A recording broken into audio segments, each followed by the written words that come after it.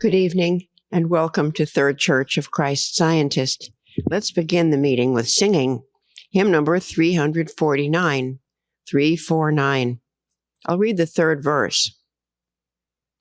We walk in freedom and in peace, thy holy purpose to fulfill, and thou dost ever point the path for loving servants of thy will. Number 349.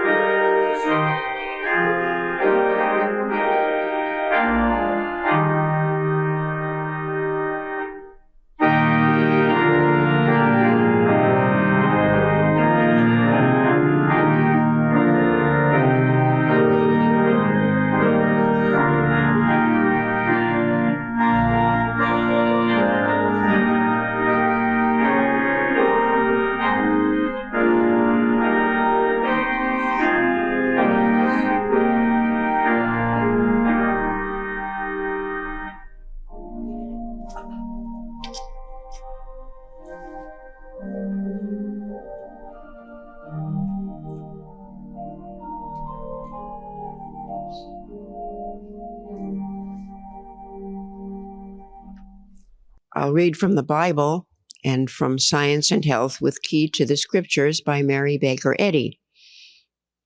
The subject of this evening's readings is persistence. The Bible. 2 Timothy.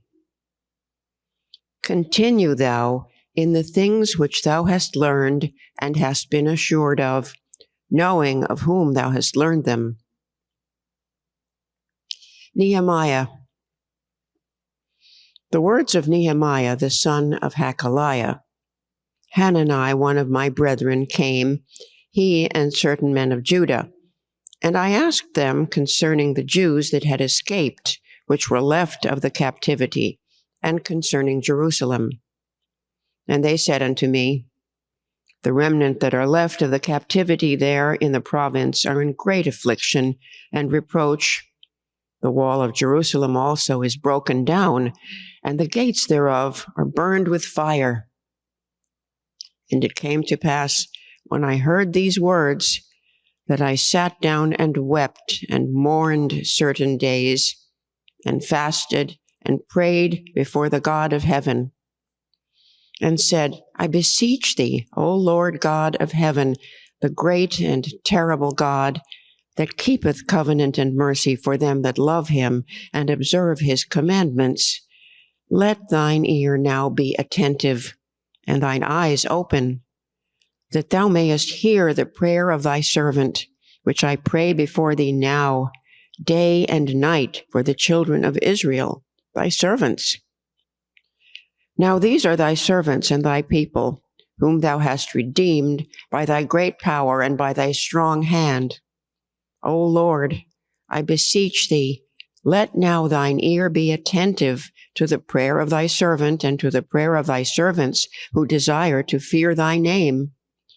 And prosper, I pray thee, thy servant this day, and grant him mercy in the sight of this man. For I was the king's cupbearer. And it came to pass in the month Nisan, in the 20th year of Artaxerxes the king, that wine was set before him. And I took up the wine and gave it unto the king. Now I had not been beforetime sad in his presence. Wherefore the king said unto me, Why is thy countenance sad, seeing thou art not sick? This is nothing else but sorrow of heart. Then I was very sore afraid, and said unto the king, Let the king live forever. Why should not my countenance be sad, when the city, the place of my fathers' sepulchres, lieth waste, and the gates thereof are consumed with fire? Then the king said unto me, For what dost thou make request? So I prayed to the God of heaven. And I said unto the king, If it please the king, and if thy servant have found favor in thy sight, that thou wouldest send me unto Judah, unto the city of my father's sepulchres, that I may build it. And the king said unto me, the queen also sitting by him, For how long shall thy journey be? And when wilt thou return? So it pleased the king to send me, and I set him a time. Moreover, I said unto the king, If it please the king, let letters be given me to the governors beyond the river, that they may convey me over till I come unto Judah. And a letter unto Asaph, the keeper of the king's forest, that he may give me timber to make beams for the gates of the palace, which appertained to the house, and for the wall of the city, and for the house that I shall enter into.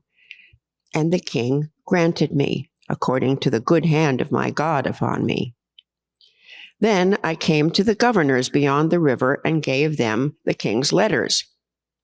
Now the king had sent captains of the army and horsemen with me. When Sanballat the Horonite and Tobiah the servant, the Ammonite, heard of it, it grieved them exceedingly that there was come a man to seek the welfare of the children of Israel. And the rulers knew not whither I went or what I did, neither had I as yet told it to the Jews, nor to the priests, nor to the nobles, nor to the rulers, nor to the rest that did the work.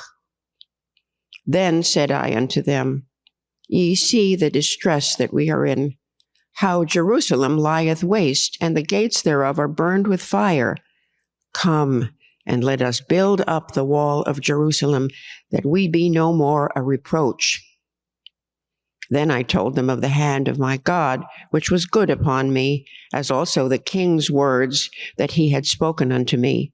And they said, Let us rise up and build.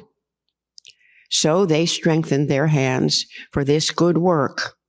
But when Sanballat the Horonite, and Tobiah the servant, the Ammonite, and Geshem the Arabian heard it, they laughed us to scorn, and despised us, and said, What is this thing that ye do? Will ye rebel against the king? Then answered I them, and said unto them, The God of heaven, he will prosper us. Therefore we his servants will arise and build. But ye have no portion, nor right, nor memorial in Jerusalem. But it came to pass that when Sanballat heard that we builded the wall, he was wroth, and took great indignation, and mocked the Jews. And he spake before his brethren and the army of Samaria, and said, What do these feeble Jews? Will they fortify themselves? Will they sacrifice? Will they make an end in a day? Will they revive the stones out of the heaps of the rubbish which are burned? But it came to pass that when Sanballat and Tobiah and the Arabians and the Ammonites and the Ashdodites heard that the walls of Jerusalem were made up and that the breaches began to be stopped, then they were very wroth, and conspired all of them together to come and to fight against Jerusalem and to hinder it. Nevertheless, we made our prayer unto our God, and set a watch against them day and night because of them. And our adversaries said, they shall not know neither see, till we come in the midst among them and slay them and cause the work to cease. Therefore said I, in the lower places behind the wall, and on the higher places I even set the people after their families with their swords, their spears, and their bows. And I looked and rose up and said unto the nobles and to the rulers and to the rest of the people, Be not ye afraid of them. Remember the Lord, which is great and terrible, and fight for your brethren, your sons and your daughters, your wives and your houses. And it came to pass, when our enemies heard that it was known unto us, and God had brought their counsel to naught, that we returned, all of us, to the wall, every one unto his work. And it came to pass from that time forth, that the half of my servants wrought in the work, and the other half of them held both the spears, the shields, and the bows, and the habergeons. And the rulers were behind all the house of Judah. They which builded on the wall, and they that bare burdens, with those that laded, every one with one of his hands wrought in the work, and with the other hand held a weapon. Now it came to pass, when Sanballat and Tobiah and Geshem the Arabian and the rest of our enemies heard that I had builded the wall, and that there was no breach left therein, though at that time I had not set up the doors upon the gates, that Sanballat and Geshem sent unto me, saying, Come, let us meet together in some one of the villages in the plain of Ono. But they sought to do me mischief. And I sent messengers unto them, saying, I am doing a great work, so that I cannot come down. Why should the work cease, whilst I leave it and come down to you? Yet they sent unto me 4 times after this sort, and I answered them after the same manner. Then sent Sanballat his servant unto me in like manner the 5th time, with an open letter in his hand, wherein was written, It is reported among the heathen, and Gashmu saith it, that thou and the Jews think to rebel, for which cause thou buildest the wall, that thou mayest be their king, according to these words. Then I sent unto him, saying, There are no such things done as thou sayest, but thou feignest them out of thine own heart. So the wall was finished in the 25th day of the month Elul, in 52 days.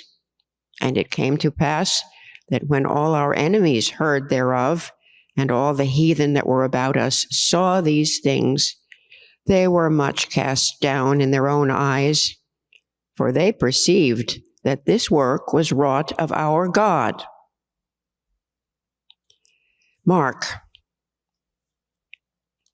And Jesus began to say, Take heed lest any man deceive you. For many shall come in my name, saying, I am Christ, and shall deceive many. And when ye shall hear of wars and rumors of wars, be ye not troubled, for such things must need be, but the end shall not be yet. For nation shall rise against nation, and kingdom against kingdom. And there shall be earthquakes in divers places, and there shall be famines and troubles. These are the beginnings of sorrows. And ye shall be hated of all men for my name's sake. But he that shall endure unto the end, the same shall be saved. And then, if any man shall say to you, Lo, here is Christ, or Lo, he is there, believe him not. For false Christs and false prophets shall rise, and shall show signs and wonders to seduce, if it were possible, even the elect. Heaven and earth shall pass away, but my words shall not pass away. But of that day and that hour knoweth no man, no, not the angels which are in heaven, neither the Son, but the Father. Take ye heed, watch and pray, for ye know not when the time is. For the Son of Man is as a man taking a far journey, who left his house and gave authority to his servants and to every man his work, and commanded the porter to watch. Watch ye therefore, for ye know not when the master of the house cometh, at even or at midnight, or at the cock crowing, or in the morning, lest coming suddenly he find you sleeping. And what I say unto you, I say unto all, watch. Colossians. Continue in prayer, and watch in the same with thanksgiving. I'll now read correlative passages from the Christian Science textbook, Science and Health with Key to the Scriptures, by Mary Baker Eddy. Moral courage is the lion of the tribe of Judah, the king of the mental realm. Free and fearless it roams in the forest. Undisturbed it lies in the open field, or rests in green pastures beside the still waters. In the figurative transmission from the divine thought to the human, diligence, promptness, and perseverance are likened to the cattle upon 1,000 hills. They carry the baggage of stern resolve and keep pace with highest purpose. By lifting thought above error or disease and contending persistently for truth, you destroy error. Whoever would demonstrate the healing of Christian Science must abide strictly by its rules, heed every statement, and advance from the rudiments laid down. There is nothing difficult nor toilsome in this task when the way is pointed out, but self-denial, sincerity, Christianity, and persistence alone win the prize, as they usually do in every department of life. Jesus walked on the waves, fed the multitude, healed the sick, and raised the dead in direct opposition to material laws. His acts were the demonstration of science, overcoming the false claims of material sense or law. Science shows that material, conflicting mortal opinions and beliefs emit the effects of error at all times. But this atmosphere of mortal mind cannot be destructive to morals and health when it is opposed promptly and persistently by Christian Science. Truth and love antidote this mental miasma and thus invigorate and sustain existence. The disciples apprehended their master better than did others, but they did not comprehend all that he said and did, or they would not have questioned him so often. Jesus patiently persisted in teaching and demonstrating the truth of being. His students saw this power of truth heal the sick, cast out evil, raise the dead. But the ultimate of this wonderful work was not spiritually discerned, even by them, until after the crucifixion, when their immaculate teacher stood before them, the victor over sickness, sin, disease, death, and the grave. The Pharisees claimed to know and to teach the divine will, but they only hindered the success of Jesus' mission. Even many of his students stood in his way. If the master had not taken a student and taught the unseen verities of God, he would not have been crucified. The determination to hold spirit in the grasp of matter is the persecutor of truth and love.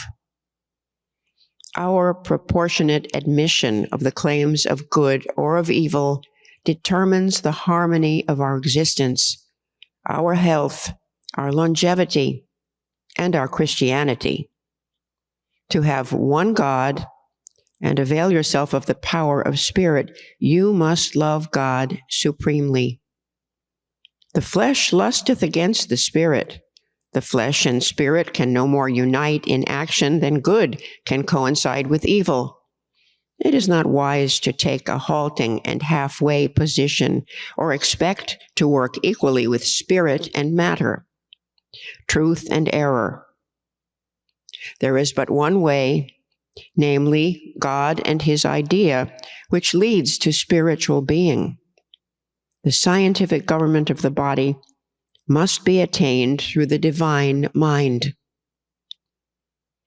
Christian Science destroys material beliefs through the understanding of spirit, and the thoroughness of this work determines health. Erring human mind forces can work only evil under whatever name or pretense they are employed, for spirit and matter, good and evil, light and darkness cannot mingle. Evil is a negation because it is the absence of truth. It is nothing because it is the absence of something. It is unreal because it presupposes the absence of God, the omnipotent and omnipresent. Every mortal must learn that there is neither power nor reality in evil. Prayer, watching, and working, combined with self-immolation, are God's gracious means for accomplishing whatever has been successfully done for the Christianization and health of mankind.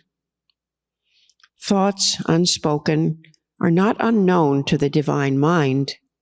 Desire is prayer, and no loss can occur from trusting God with our desires, that they may be molded and exalted before they take form in words and in deeds.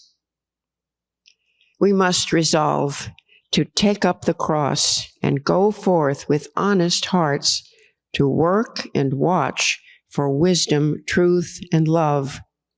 We must pray without ceasing. Such prayer is answered insofar as we put our desires into practice. The Master's injunction is that we pray in secret and let our lives attest our sincerity. Christians rejoice in secret beauty and bounty, hidden from the world, but known to God. Self-forgetfulness, purity, and affection are constant prayers. Practice, not profession, understanding, not belief, gain the ear and right hand of omnipotence, and they assuredly call down infinite blessings. Trustworthiness is the foundation of enlightened faith. Without a fitness for holiness, we cannot receive holiness. Whatever inspires with wisdom, truth, or love, be it song, sermon, or science, blesses the human family with crumbs of comfort from Christ's table, feeding the hungry and giving living waters to the thirsty. We should become more familiar with good than with evil and guard against false beliefs as watchfully as we bar our doors against the approach of thieves and murderers. We should love our enemies and help them on the basis of the golden rule, but avoid casting pearls before those who trample them underfoot, thereby robbing both themselves and others. The divine demand, "Be ye therefore perfect," is scientific, and the human footsteps leading to perfection are indispensable. Individuals are consistent, who, watching and praying, can run and not be weary, walk and not faint, who gain good rapidly and hold their position, or attain slowly and yield not to discouragement.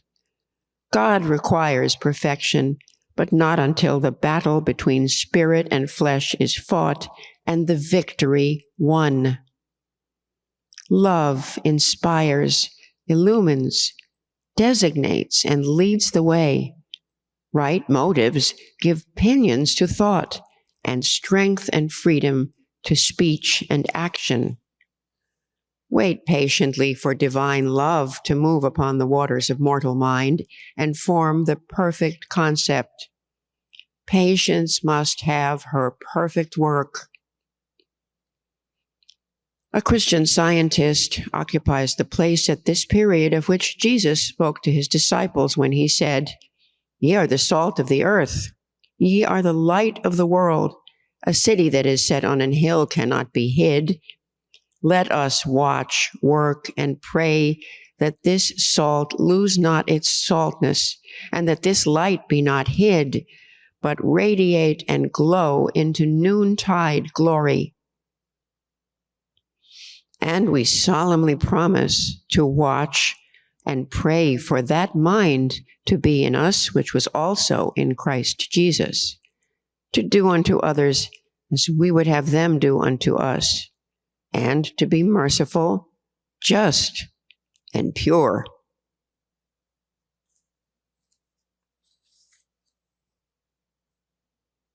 Let's pray together silently for a few moments, and then pray aloud together the Lord's Prayer.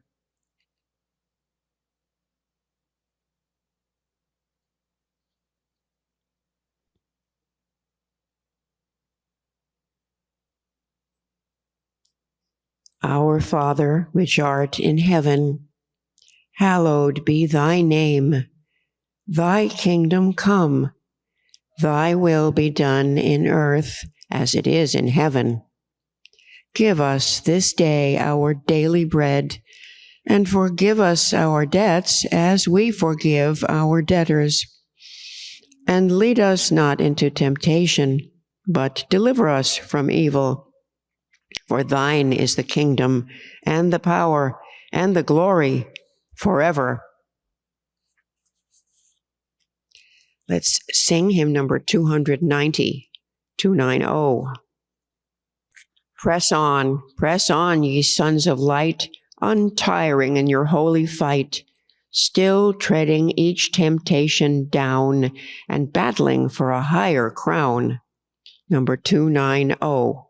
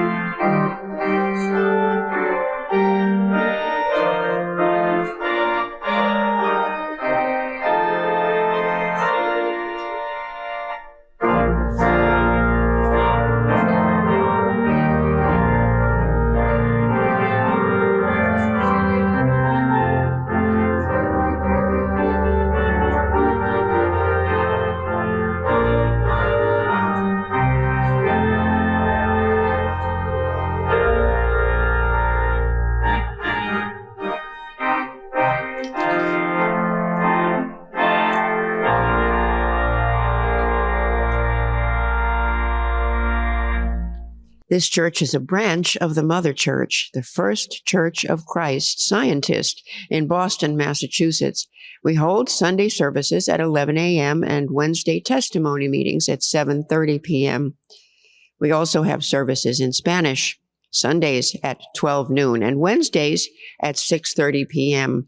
All services are held in person and online, and all are welcome. Third Church offers Sunday school classes in person and online for children and teens. These free one-hour classes are available each Sunday. At Sunday school, students learn how much God loves them and cares for them. They also learn about the Bible characters and lessons and the healing power of prayer. For more information on times and classes, please send us an email, thirdchurch@thirdchurchnyc.com. 10th Church of Christ Scientist, New York City, invites you to a talk titled The Science of God and Its Power to Heal Us by Nikki O'Hagan, CS, on Tuesday, November 19th at 7 p.m. The talk will take place at 171 McDougal Street, New York, and will be live streamed via Zoom link at 10thchurchnyc.com. Do you know how to pray effectively? Would you like to learn? Third Church of Christ Scientists, New York City, and other Christian Science churches in New York, New Jersey, and Connecticut invite you to a series of spiritual roadmaps, weekly Sunday evening inspirational radio talks, which will air continuing through November from 8:03 p.m. to 9 p.m. on WOR 710 AM radio and on WOR.com. The series, titled Spiritual Solutions for Today's Challenges, addresses the following topics. Prayer brings peace. How spiritual perception brings healing. Finding unity and abundance through prayer. And learning to love your enemies. The internationally based speakers are members of the Christian Science Board of Lectureship. The next talk in the series, next Sunday, November 17th, is Finding Unity and Abundance Through Prayer by Nate Frederick, CS. It's sponsored by 8th Church, New York City, and First Church, Montclair, New Jersey. Replays of each talk will be available at 710WOR.com/spiritual solutions through the end of November, and on thirdchurchnyc.com through the end of December. Join us starting Sundays at 8:03 p.m. on WOR 710 AM radio. We promise spiritual enlightenment and uplift. This meeting is now open for all to share experiences of healing and spiritual insights that prove God's ever-presence and power in their lives. If you're listening by telephone and would like to speak, press *6 and wait until your line is unmuted. Please speak directly into the microphone of your phone. Your message will be easier to hear if you don't use the speaker function. If you're watching via Zoom, you can choose the raise your hand icon or unmute yourself and speak. Last week's lesson sermon was on the topic Adam and fallen man.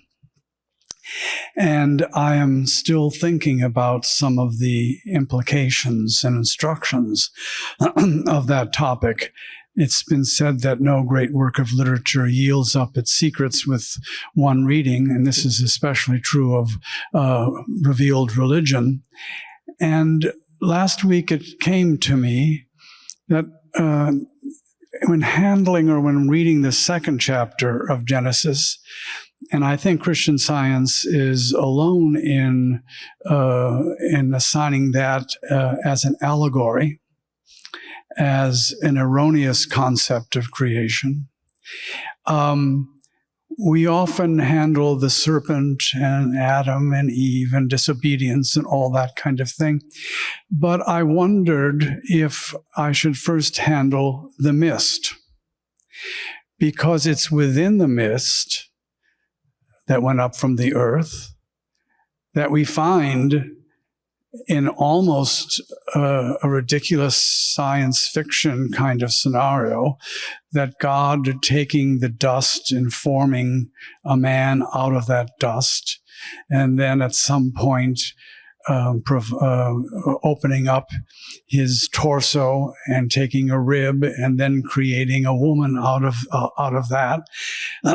And it's really so different from the symbolic spiritual creation, the narrative we find in First Genesis.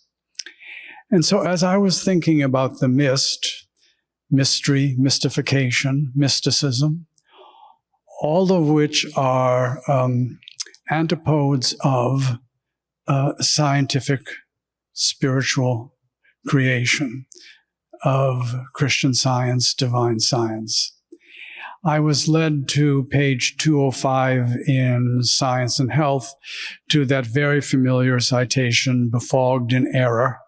And I won't be able to get this entire paragraph absolutely correct.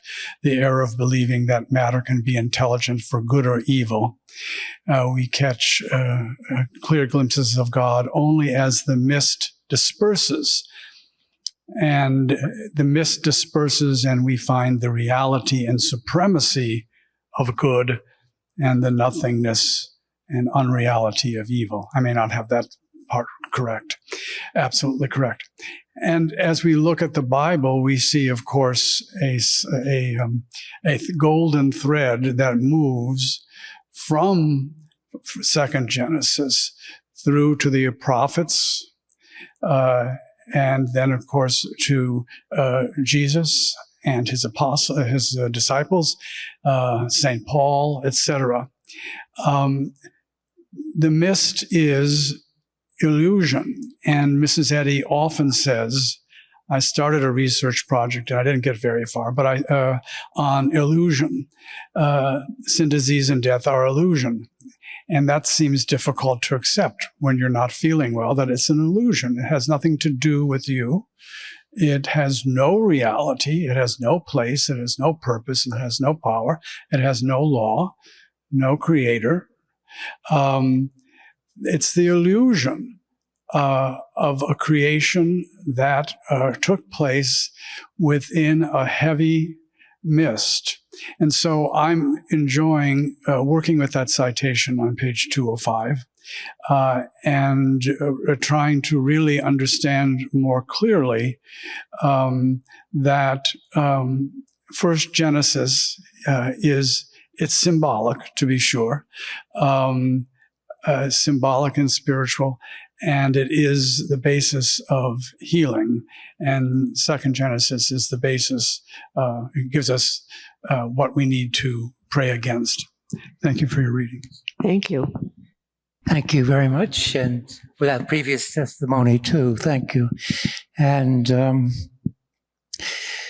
last Friday night, I realized I had voted, in the election, but I had never really listened to any of these candidates in their debates or any of that. So I just voted based on what seemed to me to be the right person to vote for. So I decided I was going to listen to these debates on the internet, YouTube, which I did. And it was very disconcerting. The qualities expressed were far from being anything that's spiritual or kind or loving. And I also decided to snack while I watched, and I really did overindulge considerably. I fell asleep, and a few hours later I woke up in a terrible, terrible condition. And I realized so terrible that I didn't even know if I was going to make it, quite frankly. And I realized that I had taken in all this error. And this was the problem. It wasn't the food or anything, even though that's wrong to overindulge, but it was the error. And I realized that Mrs. Eddy tells us that there's a wonderful article in Rudimental Divine Science. She's, in answering the question, she says, how should I undertake to demonstrate healing the sick in Christian Science?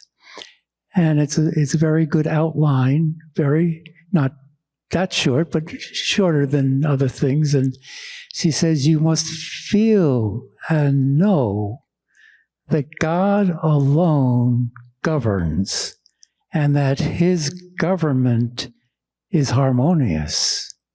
Well, I had known anything but that. And watching all of this, I'd taken so much in. And I had to realize, well, that's what I'm being called upon to do here. And in that same article, she talks about the allness. The thought must be completely imbued with the allness of God, and that He is good alone. All this error. And then she also says health is the consciousness of the unreality of pain and disease, or rather the absolute consciousness of harmony and of nothing else. And I struggled. I wish I could say it was instantaneous. I struggled for 2 or 3 hours, working with all these things I knew in science and health. When the illusion of sickness or sin tempts you, cling steadfastly, like tonight's readings, cling steadfastly to God and His idea. Allow nothing but His likeness to abide in your thought. Let neither fear nor doubt overshadow your clear sense and calm trust that the recognition of life harmonious as life eternally is can destroy any sense of or belief in that which life is not. I wasn't really making progress. And then finally I realized in Footsteps of Truth, she tells us, by its own volition, not a blade of grass springs up, not a spray buds within the veil, not a flower outlines its beautiful outlines. Not a flower outlines its beautiful, and not a bud starts from its cloistered cell. And I once asked my teacher, what does that mean? And he said, I don't know, which was surprising to me because I thought he knew everything. And then she says in another place, also it's in practice, she says, tell your patient that he can meet disease fearlessly if he only realizes that God gives him absolute control over every action of the body, something to that effect. And I realized that's what I had to do.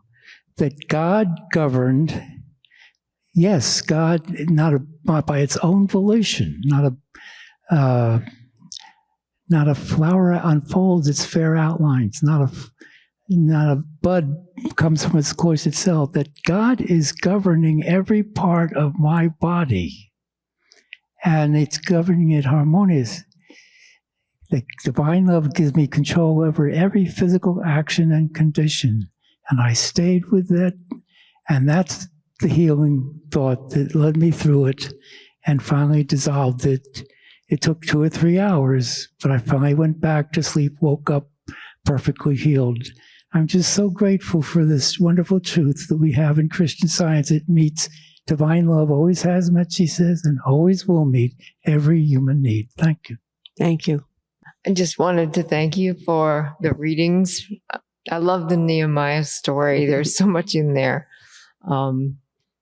Especially like the part where he says, I'm doing a great work. Why should I come down? And many times when we're doing a great work, there's always a suggestion to come down and stop doing it, doing something less. And that idea of persistence, and I think it goes along with obedience. And I had recently been studying some of those directives that Mrs. Eddy gives us. I think some of us call them dailies, but there's so many times where she says, I earnestly desire that Christian Scientist daily, and she gives us things to do every day. And one of them was one I hadn't been doing, and that was protecting ourselves from aggressive mental suggestion. I hadn't really thought about that one. And for some reason, I was thinking about it. And at that time, this was maybe a couple of weeks ago, a family member who suffers from the belief that he doesn't tend to always think of others. And we were doing something together, and it was urgent that the time be kept so that everybody could get where they needed to be and when they needed to be there. And he seemed to be completely unaware of the need to try to work with others to do this. And as a result, he was on time for what he had to do, but the rest of us were all late. And I was one of those, and I was angry. And I was starting to go down that path that we always go down when we think somebody has dealt unfairly with us, and going over their faults and going over why they do this, and the rabbit hole of self-pity and on and on.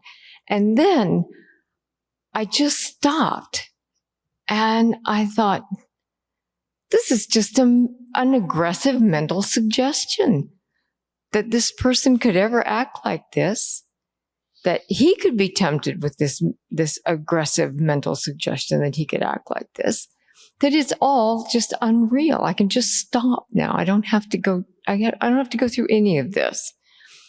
And so I worked with that all day, and I have to say I stayed a little bit angry, and kind of avoided this person. But then we were together for dinner, and this is a person who absolutely never acknowledges that he has ever done anything wrong. And out of the blue, and all my life, he's never done this, he acknowledged that he had acted selfishly and it had injured others.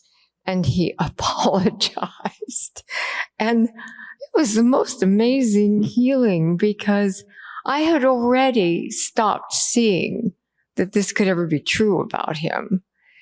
And it has to be that obedience to that direction, to not let that suggestion enter into anything and cause any kind of trouble.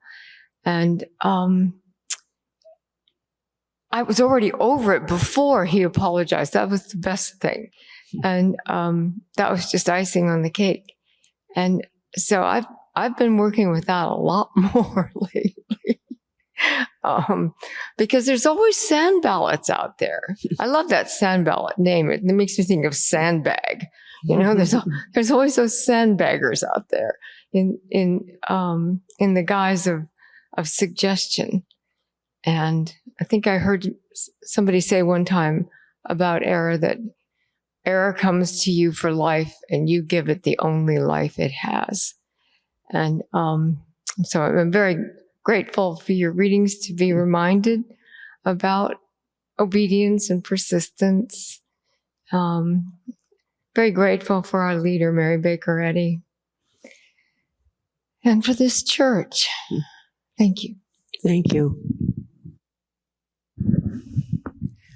Thank you for your readings. The last hymn, Press On, Press On, is consistent with persistence. I think of the athletic concept of pressing on in a race, a long-distance race. One enjoys the race, for quite a while, and then towards the end, when the energy is getting a little bit spent out, the time for pressing on and keeping going when you really don't feel like keeping going is one concept of pressing on. And there's a wonderful movie about rowers back in the Olympics, 24, whatever the year was, where that was a perfect team, and they pressed on amazingly beyond what one would normally think of endurance. And in daily life, we have various things that we want to do and have a stack of ideas and cards and objectives for the day. And one would be challenging. And then as soon as that challenge is met, you take the next one and press on and see how many of these objectives one can do. That's another sense of pressing on. And what's pressing on in metaphysics? I think it's holding to a thought. The earlier testimony was a wonderful example of pressing on. We work with what we know, and we keep working and waiting for those ideas to come, and keeping with it and pressing on. And the basis of pressing on in Christian Science and metaphysics is the idea that God is all in all and is harmonious. And so we press on in our thinking to reject anything that's inconsistent with that harmonious, whatever it would be, and have the expectation. What's at the end of that pressing on? It's being conscious and experiencing and manifesting that harmony of spiritual being, of being the reflection of the first Genesis story, and being at one with the Father, and that's and having dominion and having joy. That's what's at the end of pressing on, and I'm very grateful for Christian Science for helping us toward that end. Thank you. And thank you all for your testimonies and support and prayers and presence at this meeting. Let's end the meeting with hymn number 82. I'm going to read the whole poem. God is working his purpose out as year succeeds to year. God is working his purpose out, and the time is drawing near. Nearer and nearer draws the time that shall surely be when the earth shall be filled with the glory of God as the waters cover the sea. What can we do to work God's work, to prosper and increase the brotherhood of all mankind, the reign of the Prince of Peace? What can we do to hasten the time that shall surely be when the earth shall be filled with the glory of God as the waters cover the sea? March we forth in the strength of God with the banner of Christ unfurled, that the light of the glorious gospel of truth may shine throughout the world. Fight we the fight with sorrow and sin to set their captives free, that the earth may be filled with the glory of God as the waters cover the sea. Number 82.